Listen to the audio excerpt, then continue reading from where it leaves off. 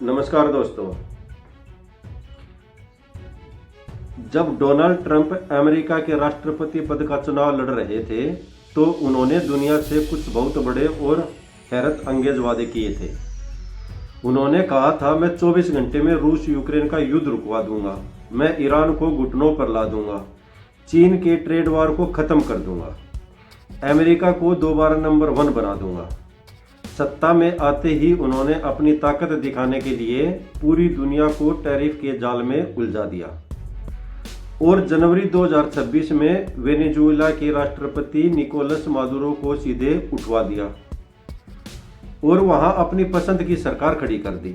दुनिया को लगा कि ट्रंप का खौफ लौट आया है, लेकिन आज कुछ ही महीनों बाद क्या ट्रंप से दुनिया संभल रही है? सच तो यह है कि आज ट्रंप का रसूख इतनी बुरी तरह फंस चुका है कि ना रूस उनकी मान रहा है, ना यूक्रेन, ना ईरान, ना चीन, ना नॉर्थ कोरिया और न ही अमेरिका के पुराने और सबसे नज़दीकी नाटो देश ट्रंप की बात मान रहे हैं। आखिर ट्रंप के इस महाप्लान के साथ क्या खेला हो गया, चलिए समझते हैं।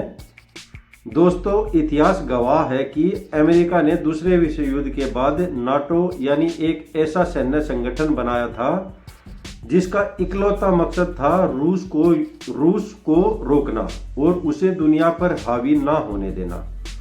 दशकों तक अमेरिका इस नाटो के दम पर ही पूरी दुनिया में अपनी दादागिरी चलाता रहा, लेकिन आज ट्रंप के राज में क्या हो रहा है?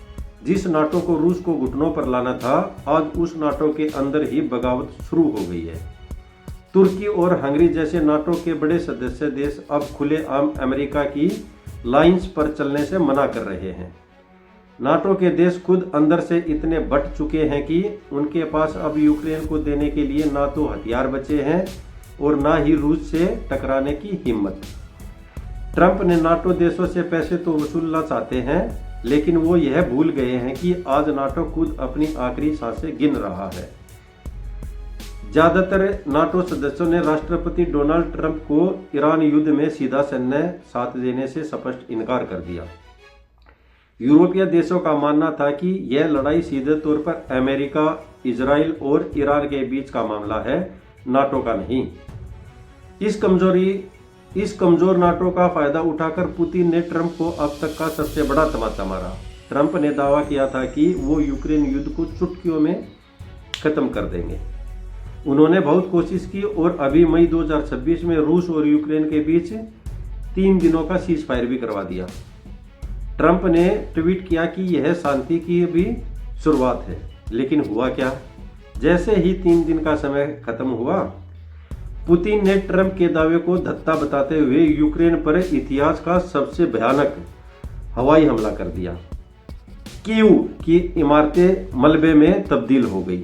उधर यूक्रेन के राष्ट्रपति जेलेंस्की भी अब ट्रंप की नहीं सुन रहे। उन्होंने इस हमले का बदला लेने के लिए रूस की रिफाइनरी पर सीधे पलटवार कर दिया। यानी ट्रंप की सीजफायर को पुतिन और जेलेंस्की ने सीधे कचरे के डिब्बे में डाल दिया। बात सिर्फ रूस की नहीं है दोस्तों। ट्रंप ने ईरान को दबाने के लिए स्ट्रेट ऑफ होर्मुज यानी तेल के समुद्री रास्ते की नाकाबंदी का ऐलान किया, लेकिन ईरान टस से मस नहीं हुआ। और सबसे बड़ा सिरदर्द तो ट्रंप के लिए नॉर्थ कोरिया बना हुआ है। चुनाव के वक्त ट्रंप दिखाते थे कि किम जोंग उन उनके अच्छे दोस्त हैं और वो नॉर्थ कोरिया को शांत कर देंगे, लेकिन आज हकीकत यह है कि किम जोंग उन अमेरिकी प्रतिबंधों को ठेंगा दिखाकर लगातार नई और खतरनाक मिसाइलों की टेस्टिंग कर रहे हैं। उत्तर कोरिया ने तो अपने संविधान और परमाणु नीति कानून में यह बड़ा संशोधन किया है कि अगर उनके सर्वोच्च नेता किम जोंग उन की किसी विदेशी हमले में हत्या होती है या वो चोटिल हो जाते हैं, अक्षम हो जाते हैं, तो देश की सेना तुरंत और स्वचालित तरीके से दुश्मन पर परमाणु हमला कर देगी। नॉर्थ कोरिया ने साफ कर दिया है कि वो अमेरिका की किसी धमकी से नहीं डरता और वो रूस के साथ मिलकर अमेरिका के खिलाफ एक नया मोर्चा खोलने की तैयारी में है। ट्रंप हर तरफ पाबंदियों तो लगा रहे हैं, लेकिन कोई भी छोटा या बड़ा देश उनकी धौंस में नहीं आ रहा है। एक चौतरफा नाकामी के बीच ट्रंप मदद की गुहार लेकर बीजिंग पहुंचे। उन्होंने राष्ट्रपति शी जिनपिंग से मुलाकात की ताकि चीन किसी तरह ईरान और नॉर्थ कोरिया को रोकना शुरू करे और मिडल ईस्ट में ट्रंप की इज्जत थोड़ी सी बची रहे। लेकिन चीन ने शी जिनपिंग ने देख लिया था कि ट्रंप हर तरफ मोर्चे खोलकर फंस चुके हैं। चीन ने ऊपर से तो मीठी मीठी बातें की, लेकिन बदले में अमेरिका से ताइवान पर चुप्पी और ट्रेड वार में ढील मांग ली।